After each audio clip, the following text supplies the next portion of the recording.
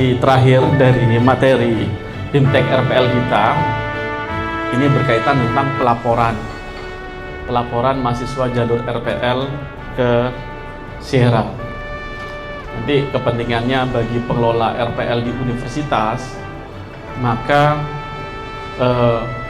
kuncinya adalah dokumen-dokumen itu wajib untuk disiapkan. Apa saja dokumen itu? Ini dokumen pelaporan.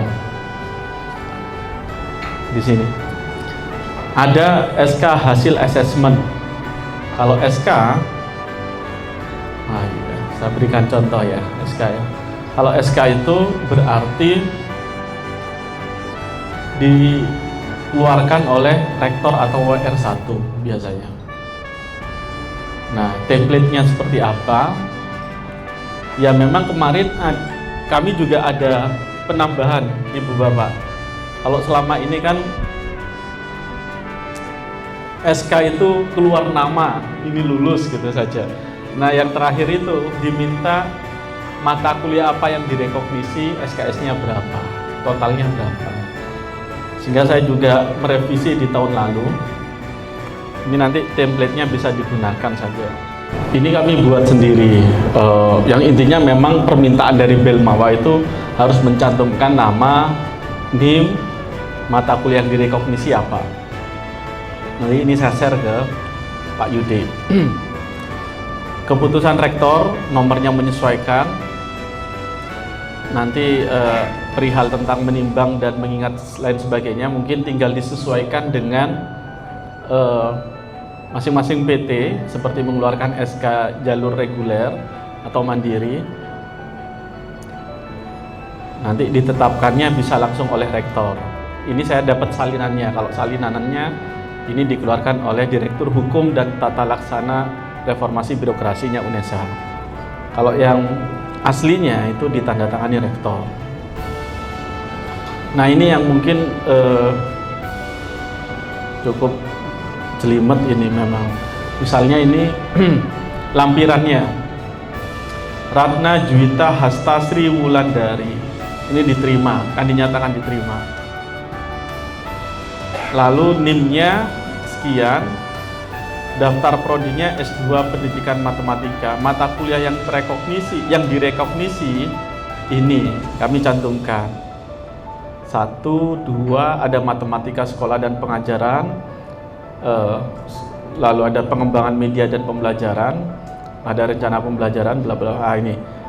Ini kolom SKS-nya, ini kolom nilainya. Kurang besar ya, Bu? Agak besar dia. Oh, malah ini ya.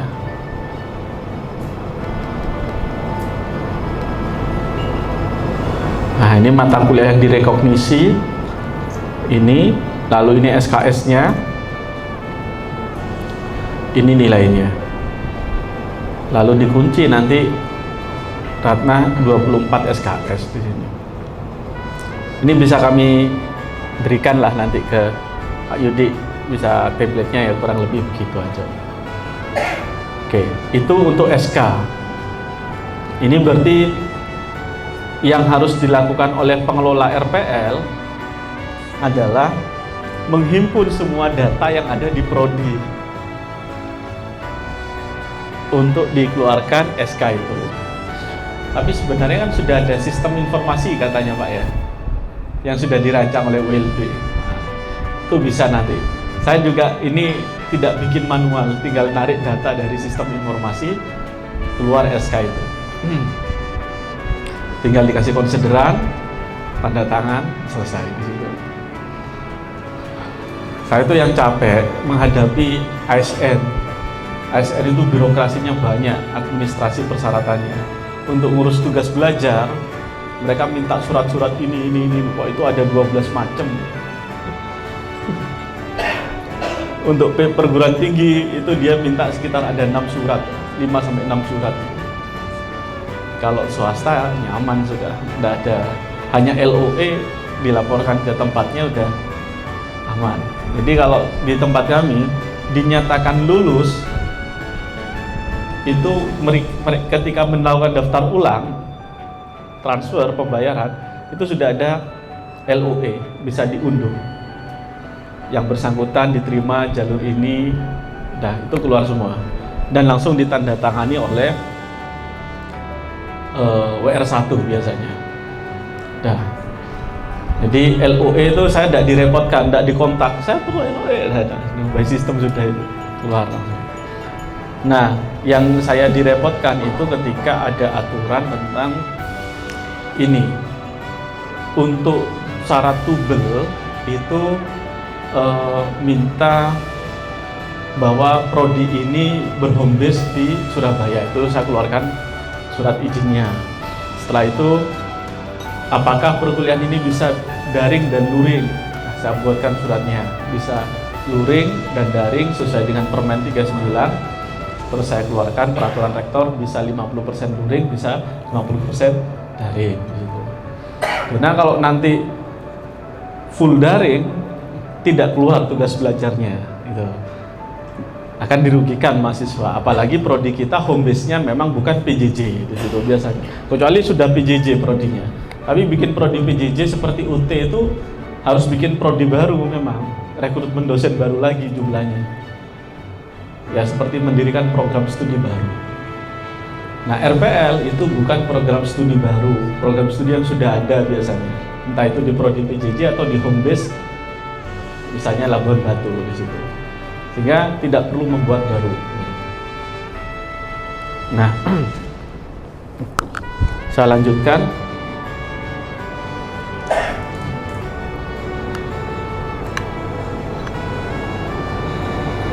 Nah, yang terpenting ini nanti Sierra sebenarnya. Nah, kalau SK sudah ada, Sierra yang paling penting sebenarnya.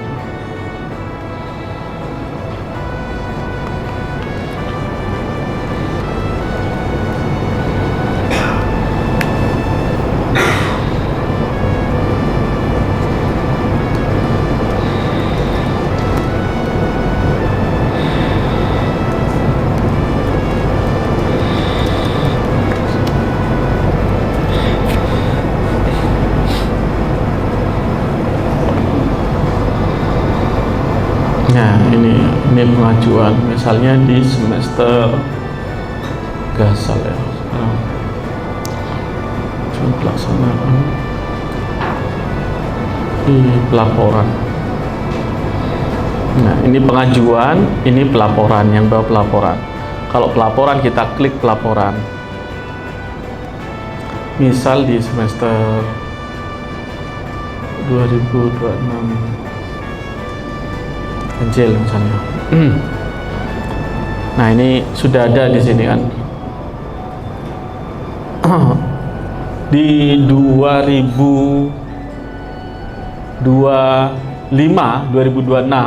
ganjil kami punya 617 mahasiswa jalur RPL. Itu nggak kelihatan ya. Di sini kan ada dua tipe di pelaporan ini. Ada yang perolehan SKS, ada yang transfer SKS. Perolehan SKS itu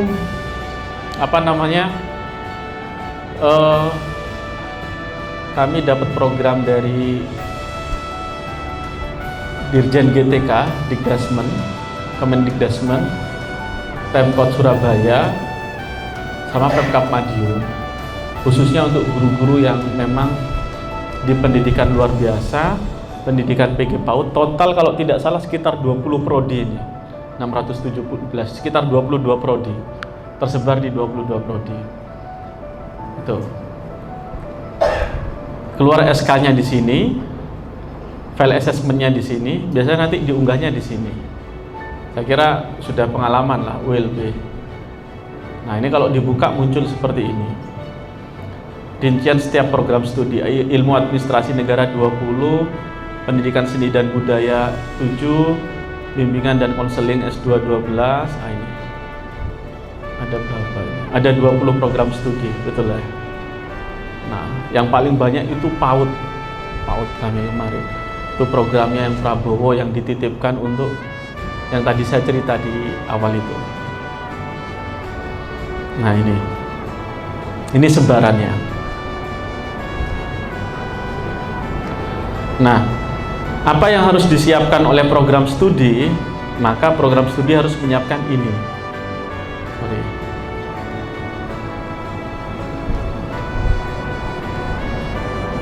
Nah, ini.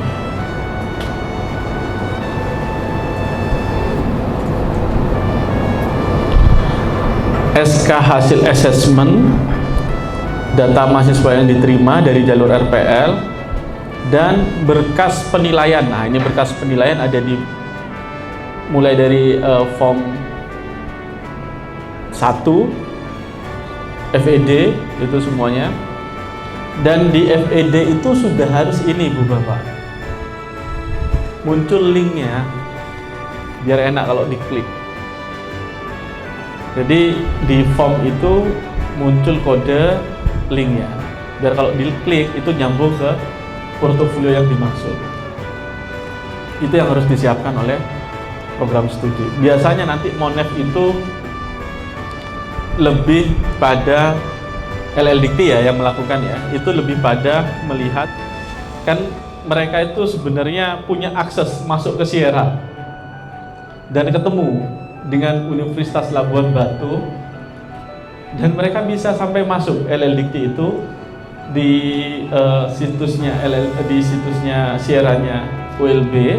Ketika diklik, misalnya atas nama Buana tadi itu, Buana itu dinyatakan lulus, portofolionya, mata kuliahnya apa saja diklik, proses penilaiannya seperti apa, muncul itu FED, nanti muncul linknya di FED itu portofolionya seperti apa. Nah, apakah di FED itu sudah ada aktivitas penilaian?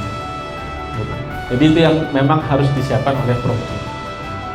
Nah, kalau misalnya nanti sudah by system pakai website, maka mungkin munculkan ini aja, satu kertas kosong berisi username dan password untuk masuk ke sistem, sehingga kalau LLDT mau masuk tinggal buka form itu, mereka masukkan sendiri, diberi keterangan dalam surat saja. Jadi yang diunggah hanya lembar satu file Word saja itu. Nah itu. Nah,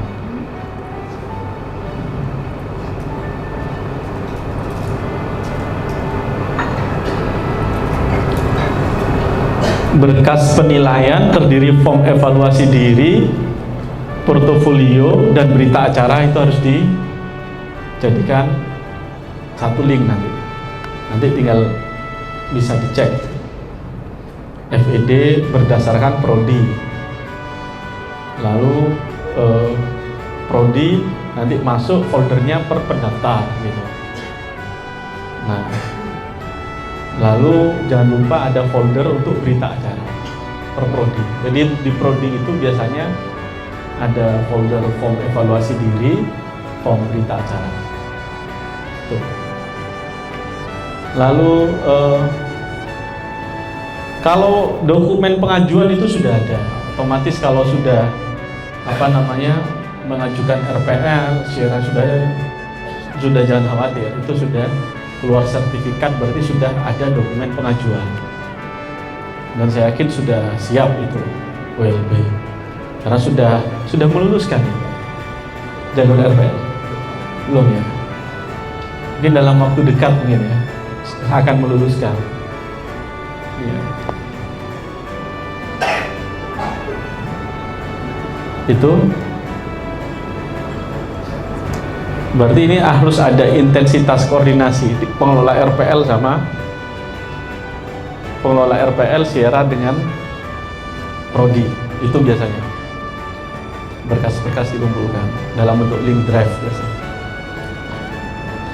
Kalau sudah by system itu nyaman sekali. Mungkin saya tampilkan sistem ya.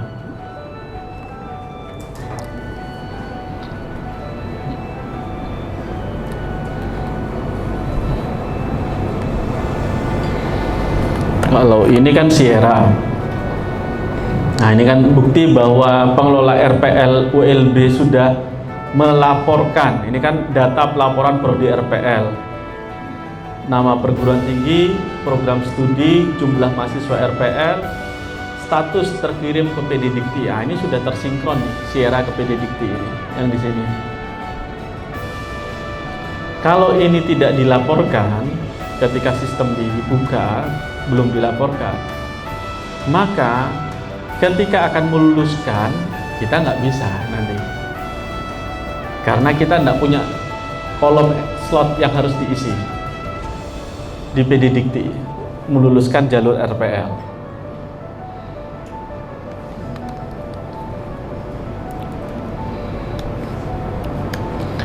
Ini kalau kami masuk di SSO-nya UNESA. Di sini semua aktivitas dosen, mahasiswa ada.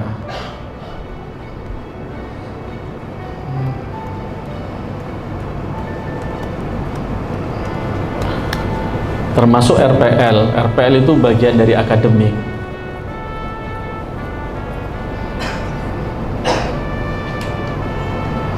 Ini perpanjangan masa pembayaran. Ini sebenarnya kami sekarang sudah masuk perkuliahan minggu pertama ini. Nah, dashboard. Nah, ini akademik.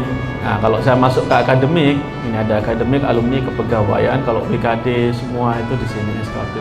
Kerjasama nanti ULB dengan UNESA kerjasama, berkasnya kami di sini semua. Kalau akademik, kami ada beberapa item: Siakadu, Simyudisium, Simultasi, jurnal, macam-macam, TEP. Nah,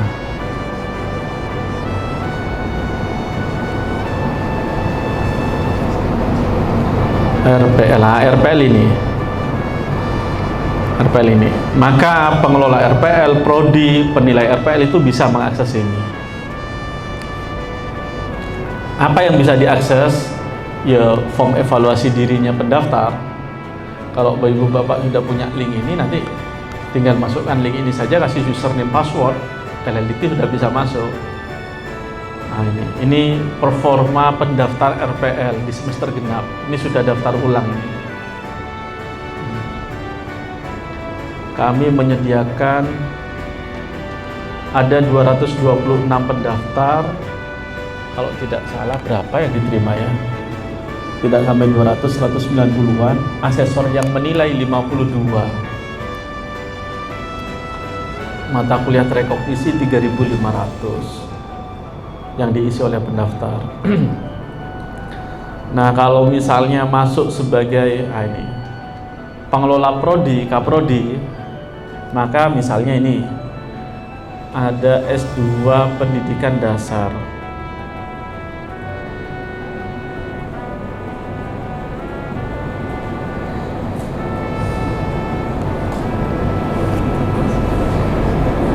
Misalnya ini. Kalau saya kaprodinya S2 pendidikan dasar, saya harus mencantumkan CPMK di SIM RPL agar pendaftar langsung membaca mata kuliah dan rincian CPMK-nya. Saya tinggal import data.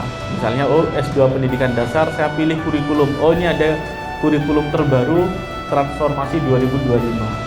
Saya klik ini misalnya. Terus saya kurikulum telah terkunci, klik gitu. Setting, thread, keluar. Maka ini adalah mata kuliah yang itu seluruhnya CPMK-nya di struktur kurikulum terbaru. Misalnya ini CP-nya. Nah, kalau saya masuk sebagai pendaftar, nah ini data mahasiswa RPL misalnya.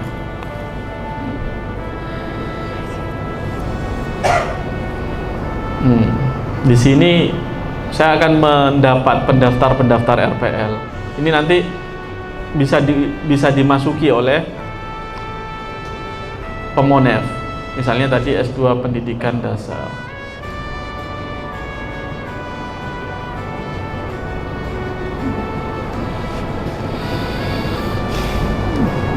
Siapa saja S2 pendidikan dasar pendaftarnya? Ada Yoga Juliansah. Nomor tesnya ini, NIM-nya belum dapat karena masih pendaftar gitu ya. Maka saya akan bisa melihat aktivitasnya apa saja. Ini saya lalui ya, karena data diri ya. Oh, di S2 pendidikan dasar itu ada mata kuliah konsentrasi dan dia sudah bisa memilih yoga itu sejak awal. Nah, dia milih konsentrasi, keluar mata kuliah konsentrasinya ini, keluar mata kuliah prodinya ini. Lalu biasanya nanti diminta memasukkan portofolio dulu, maksimal file per file 50 MB. Dia punya coding dan kecerdasan artifisial. Saya nggak tahu apa ini. Oh, ini sertifikat dari Dikdasmen ya, dari Dirjen GTK Prof Nuno.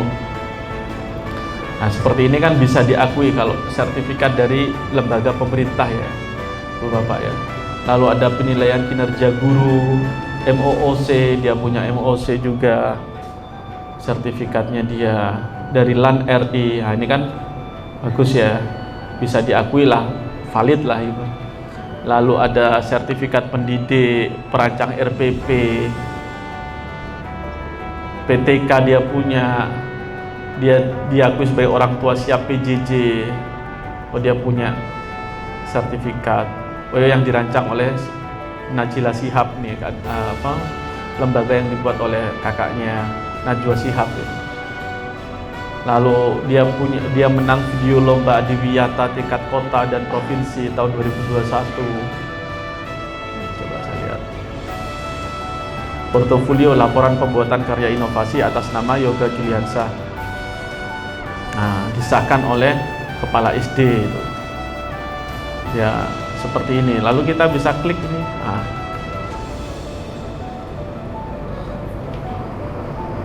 Akhirnya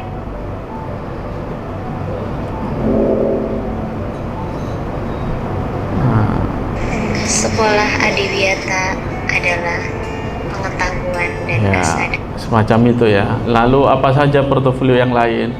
Nih, ini kalau dicek ini puluhan kelihatannya ini ya. Banyak sekali nih, bahkan ratusan mungkin ini. SK mengajar, proktor anak ANBK, ini banyak ini. Ya. Jadi kalau punya portofolio semacam ini akan menjadi sayang sekali gitu ya kalau dilewatkan, padahal dia sebenarnya punya modal yang sebenarnya bisa direkognisi gitu ya. Oh, dia juga aktif di ketua tim PPDB di manajerial sekolah. Dia juga guru Merdeka Belajar, ketua tim PPDB. Oke. Misalnya, nah ini kan masuk ke FED. Mata kuliahnya pembelajaran terintegrasi di pendidikan dasar. KAD atau CPMK yang dimaksud ini mengeksplorasi jurnal mutakhir mengenai pembelajaran STEM, STEAM, STREAM di perguruan tinggi. Nah, dia punya apa saja di sini? Oh, dia punya coding dan kecerdasan artifisial. Dia punya kemampuan merancang RPP. Dia punya PTK. Ada S3. Lalu guru penggerak dia punya. Nah, ini nanti yang menilai siapa? Yang menilai ya ini. Ada 3 di sini harusnya. Nah, ini yang nilai adalah Bu Vivi, Bu Nanda, Bu Neni. Bu Vivi, Bu Nanda, Bu Neni Mariana. Bu Vivi ngasih 83, Bu Nanda 82, Bu Neni 83. Nah, ini keluar komentarnya di sini. Ya. Nah, link ini bisa diakses nanti oleh Belmawa. Agar kalau di Moknev, gimana caranya? Masukkan saja di sini. Di Sierra. Di pelaporan. Jadi kerja kita semua Ibu Bapak itu sebenarnya dipantau melalui Sierra. Nah, ini kalau saya tambah pelaporan, saya pilih program studi, jumlahnya berapa mahasiswa, sehingga ketika lulus nanti muncul di situ atau di sini. Nah, saya minta di semester Gasal misalnya.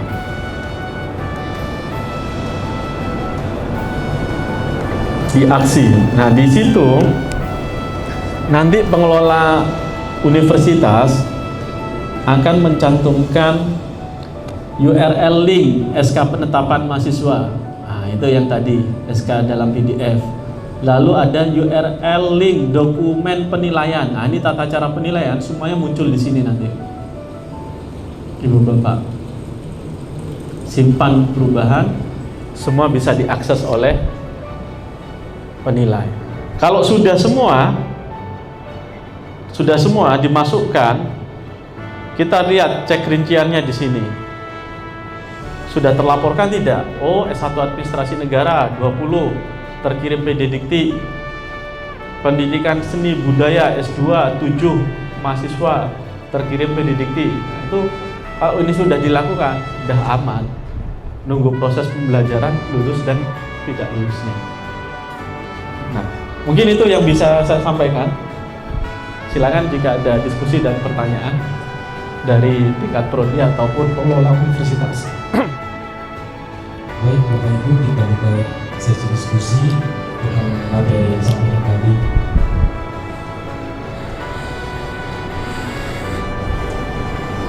Ya, silakan. Pak Hasan.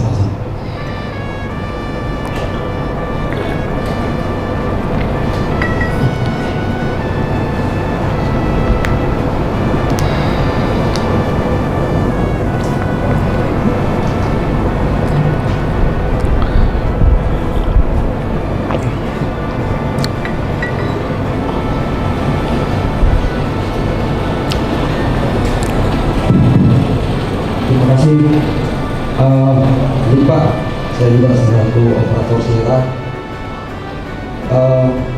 Untuk PDOD ganjil 2025 kita semua sudah laporkan ke BPD dan statusnya juga sudah dikirim ke BPD. Ada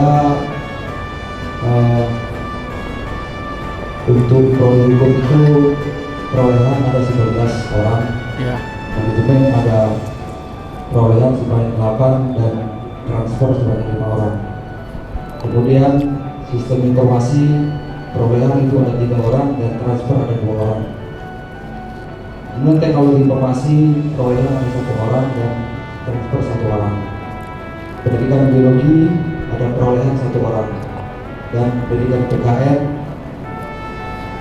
perolehan 3 orang dan semua statusnya sudah dikirim dan ini sudah dilaporkan di checkpoint 1 BDIT. Ya. Checkpoint 1 itu KNS pendatang mahasiswa baru, kelas kuliah dan dosen pengajar. Ya. Jadi memang kami agak terlambat Pak, karena kan seperti dibilang Pak ini tadi, kita kan ada masuk ke ini prosesnya lama Pak. Jadi dari penilaian, dari portofolionya itu hampir 1 bulan lebih. Artinya kami memang itu kan kalau checkpoint 1 kan 2 bulan setelah perkuliahan Pak. Ya. Kami itu kuliah kemarin ganjil itu di pertengahan September. Ya. Jadi artinya kalau 2 bulan setelah perkuliahan itu artinya kan di pertengahan November ya. Tapi karena ada masalah PPL, jadi kami terpaksa menunggu RPN dulu Pak. Sampai selesai RPN baru kita laporkan ke BPD. Karena kalau tidak dilaporkan nanti kan jadi bahaya Pak. Iya, iya. Kemudian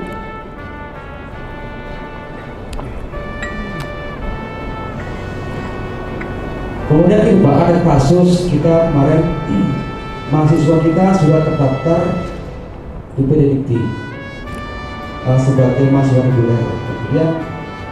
Kemudian dia mendaftar lagi mengambil RPL. Sebelumnya memang kami tidak cek dan belum kalau dia ini sudah terdaftar. Ternyata kita terima sebagai mahasiswa RPL. Ini apakah bisa seperti itu Pak? Ya.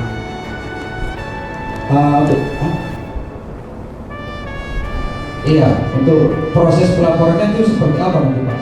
Karena kan dia itu tadi kami yang di operator prodi nggak tahu kalau dia sebelumnya sudah terdaftar mahasiswa reguler. Karena dia yang terdaftar lagi dia ikut yang perolehan gitu Pak. Ya. Mungkin itu Pak. Terima kasih Pak. Waalaikumsalam warahmatullahi wabarakatuh. Ya, waalaikumsalam warahmatullahi wabarakatuh.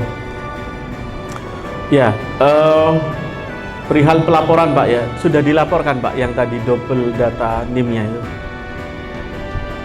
Sudah tersinkron. Tuh, ini kan nanti berkaitan dengan kelulusannya Pak ya. Berarti dia berada pada prodi yang sama sekarang Pak. Prodi yang sama, menempuh pada saat yang sama gitu. Ya kan masa studinya sekarang kan.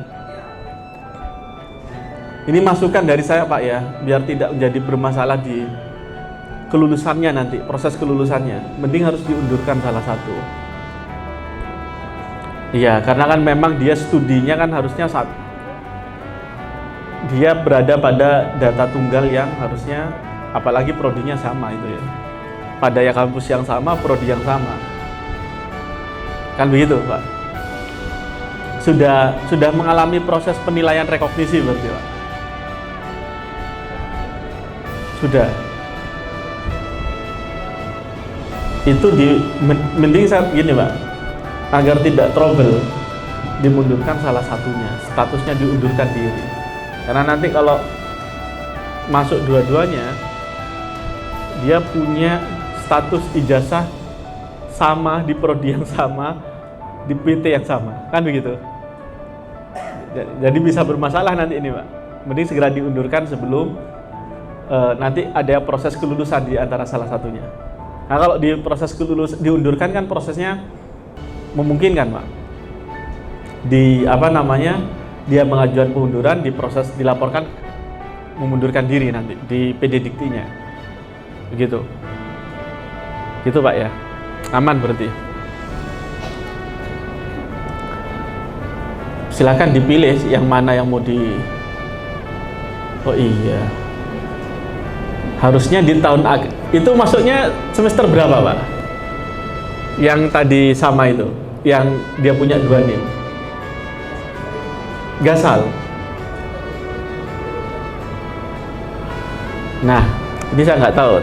Saya khawatirnya kan Permen Kepdirjen yang 2025 itu kan sudah berbunyi bisa melanjutkan, mahasiswa mengundurkan diri sudah bisa melanjutkan pada PT yang sama pada tahun akademik berikutnya.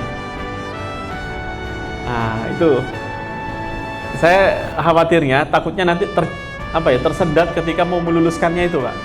Ya mungkin nanti solusinya Pak, kita yang NIM yang lama nanti kita statuskan mengundur diri Pak. Nah itu tadi, bayangan saya kalau yang diundurkan yang NIM yang lama, berarti kan dia baru bisa daftar RPL 1 tahun lagi Pak, setelah mengundurkan diri. Nah khususnya Pak itu Pak, kami kan nggak tahu dia kalau sudah. Iya. Kalau mahasiswa ini sudah terdaftar gitu kan, jadi paham ya. tim RPL dari Prodi Hukum menerima gitu kan, jadi sudah rekognisi sebenarnya ya sudah terlanjur lah. Gitu. Atau gini, ini saran saya ya, mending dijalankan yang reguler saja Pak. Karena kan untuk mengantisipasi dia bisa lulus nanti kalau kita jalankan yang RPL, takut sistemnya itu menguncinya ketika nanti proses kelulusan gitu.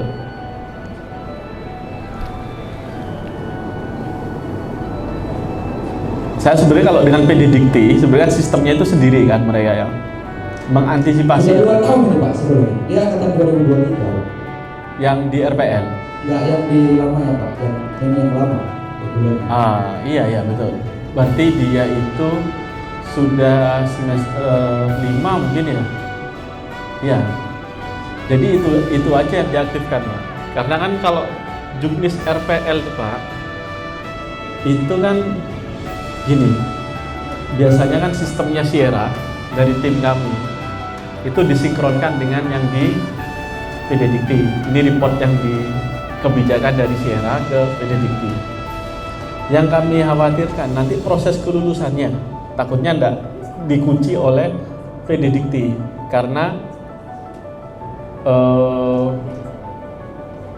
yang bersangkutan masuk ketika tahun akademiknya NIM-nya masih berlaku di PT dan di prodi yang sama Itu. Malah yang paling aman sebenarnya dia jalan di prodi lama. Prodi yang lama. Dia bisa lulus gitu. Kalau di prodi RPL masih punya tanggungan, khawatirnya batu sandungannya di proses kelulusannya karena dia bisa RPL di tahun akademik yang berikutnya, 1 tahun berikutnya kan itu. Itu. Kalau diundurkan diri kan mudah. Saran saya kalau perlu konfirmasi nanti ke tim Sierra ada, tapi ya menurut saya masukannya sama mungkin biar aman harus kan itu.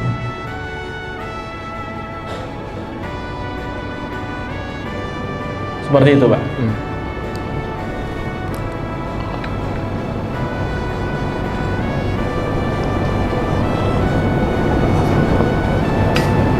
Dengan Pak Hasan, masih ada lagi. Oke, Bapak Ibu yang lain yang ingin bertanya silakan.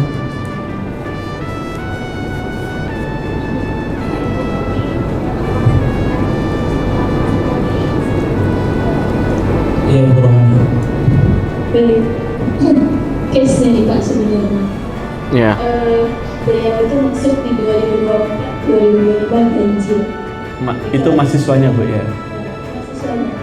Ya, 1 tahun lalu begitu ya. Nah, kalau sekarang kan berarti dari semester kan Pak? Iya betul. Nah, kalau ada di RPL apa ketika dia mengambil cuti? Oh itu yang 2024-2025 reguler atau RPL? RPL. RPL, oke. Ketika dia mengambil cuti karena hal Iya. sebab yang tidak bisa saya jelaskan. Iya, oke. Apa bisa cuti? Betul ya? Ya, dilakukan aplikasi cuti Oke. di aplikasi Sierra tersebut. Oh bisa Bu, bisa aja. Jadi haknya mahasiswa termasuk jalur RPL, ketika dia misalnya ada kehalang kesehatan apapun, dia punya hak cuti juga, sama dengan haknya mahasiswa reguler, sama. Berarti bisa ya Pak? Bisa. Yang kedua, Di- nah kami untuk perihal pelaporan gitu ya, Iya. dengan penguatan implementasi RPL ini, apa saja yang ada perubahan atau upgrade selain dari portofolio, dokumen prodi sama dokumen penilaian yang harus disiapkan? Ya, dibandingkan 2 tahun lalu ya Bu ya, yang waktu saya datang 2024 dengan sekarang, yang berbeda itu adalah kolom komentar di form evaluasi diri. Nah itu kan saya kira tidak akan mengubah konsepnya pendaftar, hanya tinggal penilai menambahkan kolom komentar itu Bu ya. Itu yang perlu tambah. Lalu selain FED itu mencantumkan kolom komentar, lalu ini Bu,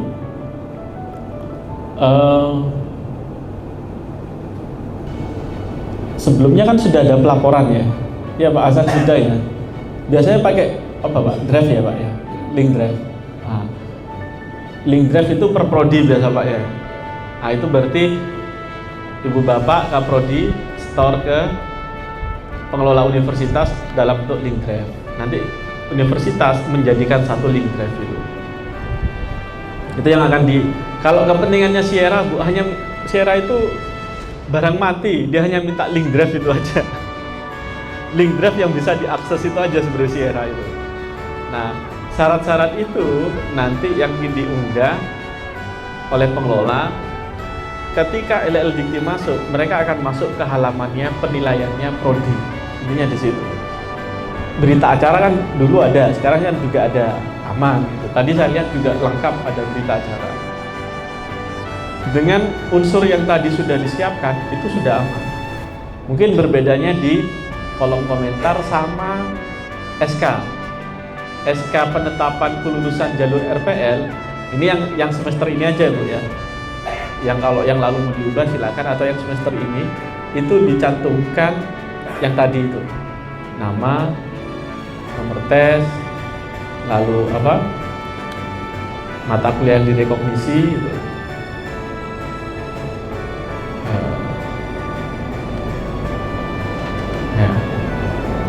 Ya ini yang dicantumkan, nama, NIM, prodi, mata kuliah yang direkognisi, SKS dan nilai, lalu total di bawah. Ini yang diminta biasanya. Jadi LLDikti buka, oh ya sudah lengkap ini. Itu. Baik, terima kasih. Saya kembalikan kepada moderator. Ya, silakan. Oh ya. Kolom komentar itu lebih menjelaskan kenapa kita memberi angka tersebut, nilai tersebut sebenarnya di situ.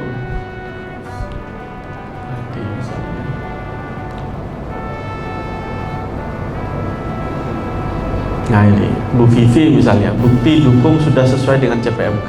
Memang tadi bagus ya, bukti dukung asli valid dan memadai. Nah ini kalau yang bagus sih mungkin enak pendek aja begitu ya. Tapi kalau misalnya kurang bagus, ya menyesuaikan saja. Kita memberikan nilai seperti apa itu. Ini polanya sama ini. Polanya sama. Skornya di 8283. Ini. Ya sama. Intinya memberikan komentar kepada ini.